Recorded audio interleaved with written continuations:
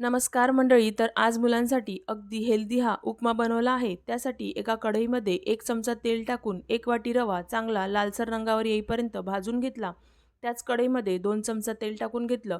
मोहरी टाकून घेतली. मोहरीचं नाचून झालं की नंतर हिरवी मिरची, कांदा टाकून घेतला. सोबत कढीपत्ता टाकून घेतला. 2 मिनिटं परतून घेतलं. हे परतून झालं की याच्यामध्ये बारीक चिरलेला गाजर आणि बीट टाकून घेतलं आहे. 1 टोमॅटो टाकून घेतला. आता याला मिक्स करून घ्यायचं. भाज्या चांगल्या शिजल्या पाहिजे यासाठी 1 चमचा मीठ टाकून याला झाकून शिजवून घेऊ, म्हणजे गाजर आणि बीट चांगला शिजला जाईल. तर इथे गाजर बीट चांगलं शिजलं आहे आणि बीटचा कलर देखील मस्त उतरला आहे.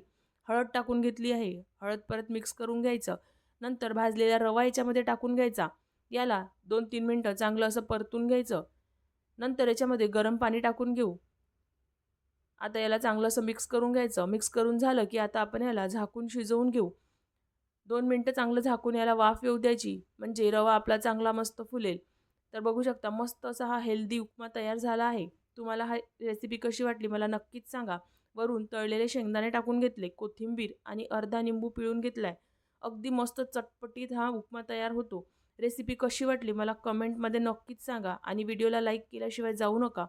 Bye bye. भेटूया नवीन रेसिपीमध्ये.